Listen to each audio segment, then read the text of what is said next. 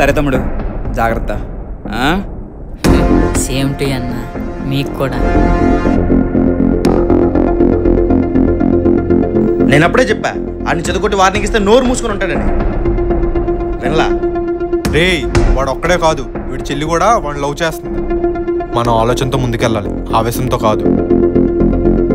అవునరా, ఏమన్నాడ్రా వాడు? యూత్, కాలేజ్ స్టూడెంట్, పవరా? చెప్తా. ఏం చదవంటా బావా?